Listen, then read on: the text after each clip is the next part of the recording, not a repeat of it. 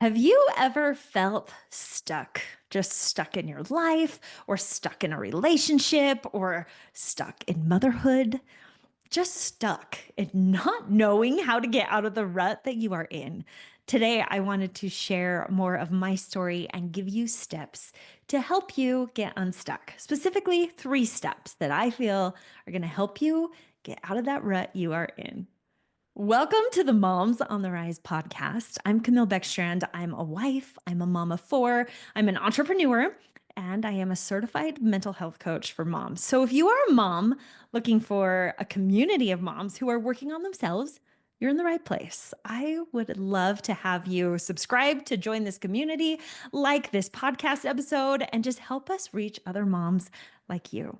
So, over the past few years, I've had the privilege of coaching hundreds of women through different things in their lives, a lot of times health and fitness. But I remember someone once asked me, "What is it that you do as a coach?" And my immediate answer was, "I help people become unstuck." And that's because I know what it feels like to feel stuck. My whole life, I have been goal driven. I love setting a goal and then putting my head down and going to work to hit those goals. I had a goal all through high school to buy my own car by the time I graduated. So I always had a little job that would help me earn money. I knew that I wanted a scholarship to go to college, so I was always working towards that. I knew I wanted a degree in elementary education because I loved teaching, so I spent 4 years working towards that degree.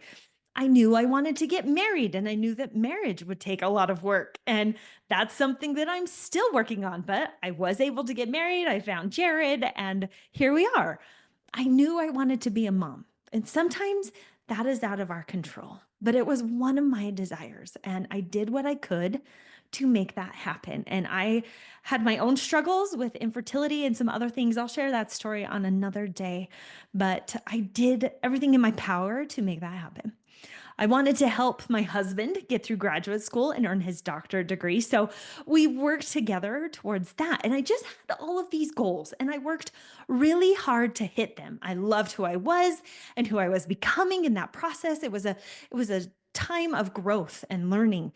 And so I remember in 2010, it was the day after Jared graduated with his doctorate in physical therapy school. Like we'd done it. We had survived. We had 2 kids. We were so poor, but we'd made it through graduate school. We both had degrees. We did the thing. And I woke up and I had the thought, huh, what now? Like all the big goals that I had made for myself as a teenager and as a young adult. And by this time, I was like in my late 20s. I had accomplished them all. I had never dreamed past these goals. So, what was I to do now? And I figured, well, this is where I go all in on motherhood. I didn't know what else there was. So, I'm like, okay, I'm all in. And I remember there was one night I was bathing my daughter. She was only a few months old. And I just had the thought, well, this is my life for the next decade or two. Every night, bathing kids. And I came from a background before I had kids. I was upper management in some different companies. I was very involved in my college and just so involved in my career and people. And I was very social. And then when I had kids, I was suddenly alone taking care of these sweet little people that couldn't carry on an adult conversation. And I just remember this feeling of gloom and kind of sadness that, this is the way it is now. And looking back now, I know that I had been suffering from undiagnosed postpartum anxiety, maybe a little bit of depression in there too, but that is another episode for another day as well. And while motherhood has been an incredible journey that I am so thankful for, I just felt this stirring inside of me that there was something more. Have you ever felt that? But I also felt so burned out and so tired and so touched out at the end of the day. Like, how was I going to do anything more? There just wasn't enough time. There wasn't enough bandwidth. I was so busy being a mom and a wife that I honestly started to lose sight of Camille, Camille's dreams, Camille's hopes, Camille's hobbies. I didn't see anything changing and I didn't know how it could ever change. I just felt stuck. So those feelings, they went on for quite a few years until I finally decided enough is enough. I needed a way to make progress and to get to know Camille again, to have a more fulfilled and happy life. And I didn't know how I was going to do it, but I was tired of feeling stuck. I was scrolling through Pinterest one day and I saw this quote: most people choose to live by default. Few people choose to live it by design. And it hit me. I was living my life on default. I was just reacting to everything that was happening in my life instead of proactively taking action. I once heard the analogy that we are the producer, the director, and the main actor in our life. We also are the script writer. We have the power to change the script at any time. So, what kind of life are you producing? Are you directing? Are you acting out? And are you writing for yourself? I knew I wanted a different script. I wanted a script where I felt fulfilled and felt like I was living a life that was up to my full potential. No more playing small, no more making excuses, no more waiting for the perfect time, because guess what? It won't come. You have to make the perfect time. You get to choose the perfect time. So, I want to share with you the 3 steps to getting unstuck. I have used these steps in so many areas of my life. Anytime I feel like I'm in a rut, this is where I go. And if you want to grab a piece of paper and a pencil, you can do this exercise with me, or you can come back and do it at any time. But here are the 3 questions that you are going to ask yourself. Number 1, why are you stuck? If you feel stuck in your relationship, maybe the romance is gone. Why? If you feel stuck in your spiritual progress or in your relationship with God or a higher power, why? If you feel stuck in the monotony of raising toddlers or raising teenagers, why? Identify that thing or that area in your life where you feel like you're not making progress. What is it that you need to change?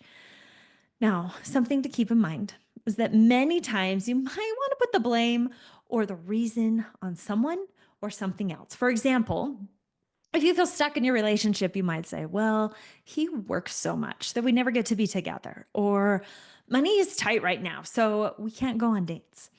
I want you to take a good hard look at the why and make sure that you dig down deep inside of you. You can't control your circumstances, but you can control how you react and how you show up. So be honest with yourself. Take ownership of your choices that have gotten you here and dig down deep. Why do you feel stuck in this area of your life? And why are you still just sitting here waiting? Last episode, we talked about the abyss, and I felt like I was sitting in this dark pit. And yeah, I had therapists and coaches and people in my path that would help me. But honestly, it came down to me doing the thing. I had to be the one who put my arm out and grabbed those hands reaching down. So that leads us to the second question. Number 2, what do you need to do? Another way to ask this is, what is the next right step that you need to take to start to feel unstuck? You know the analogy of how do you eat an elephant one bite at a time? Well, what is that first bite that you need to take in order to start to change this? So many times we only see the big thing that we need to change, and we let the overwhelm of that keep us from taking any steps forward. Change is made in tiny, tiny steps. So many times when I'm coaching women and working with them, they discount the small steps of progress that they are making. But those tiny steps add up. It might be slow at first, but it's moving them in the right direction. And you have to be intentional about the steps you take. So when I looked at my marriage, I told myself that it was a season of focusing on our kids and not our marriage. Don't get me wrong, we had a good marriage, but I wanted a great marriage. I craved that. And I could find ways to blame him and how he was showing up or wasn't showing up. But when I took a good hard look at me, I saw all the ways that I could improve too. I really thought about the kind of wife that I wanted to be. And then I said, okay, what is one tiny thing I could do today to move in the direction of having an incredible marriage? I knew I didn't have a lot of time with 4 kids and 2 businesses and everything else that life throws at you. So I decided to start listening to marriage and relationship podcasts. At first, it was like 10 minutes a day while I was doing dishes. you have to do dishes every day, right? So I had this time where I could listen to something, and you might as well knock out two birds with one stone. And I worked on becoming who I wanted to be at that same time that I was doing dishes. And so as I listened to those podcasts more and more, they would recommend different books. So then I would listen to those books on Audible, and then I would try out the things that I was learning on my husband, and they were just little tips, but magically they would work. And it was just this really slow process. But as time marched on and I stayed committed to learning and then trying some of the things out, the change really did start to happen. It felt so small in the moment, but looking back now, a few years later, the change is huge, all because of taking that one next right step. So, what is that one step that you need to take? Okay, and then the third question to ask yourself is, how is it going? The last step in this process of becoming unstuck is checking in and checking in with yourself. So many times we set these big goals and we have big plans and we even execute those plans. But as I have coached hundreds of women over the years, the area that keeps them from moving forward is the check in. Whether it's with yourself or if you have somebody holding you accountable, it's the check in that is going to keep you in that momentum moving forward. You have to look at how you are doing. And if you are still on track, to make progress towards where you want to go. So for me, I would take like 3 to 5 minutes every Sunday night and just quickly check in with myself. How did last week go? Like, what did I do that moved me in the direction I wanted to go? And then what is my plan moving forward? How do you know where you're going if you don't know where you've been? Are you moving forward with intention? If it's too hard to do this yourself, grab a friend or a sister or anyone that can just hold you accountable. That feeling of feeling stuck is hard, and it sometimes feels impossible to know how to change or who you want to become. But it's in pursuing how you want to change and who you want to become that you do figure it out little by little. But you have to be in momentum. You have to take action. You have to be taking those tiny steps to change. We need moms and we need women who will rise up and model doing the hard work on themselves to make changes. We have to show our kids, especially our daughters, what they are capable of doing and becoming. We have to do the hard work to learn about ourselves and to love ourselves and to show up for ourselves and take care of ourselves. And we need women who will not settle for less than their potential. We need women who are ready to make a change in their family, in the community, and eventually in the world. And honestly, it starts with us. It starts with the moms who are willing to do the work to get unstuck. It starts with us taking those steps to figure out who we are and what we want out of life and what we need in the moment. And then the next tiny step to take us in that direction. If that feels big and overwhelming, don't let it, because you're not alone in this journey. How do you eat an elephant? It's one bite at a time. And that's where we're going to focus on this podcast, just the one bite at the time, the one little thing that you can do or that you can work on for the next day, for the next week, for the next month to move you a little bit closer to who you want to be. So I hope that today gave you some ideas on how to become unstuck in your life. I am just so glad you are here. Have a great day. We will see you next time.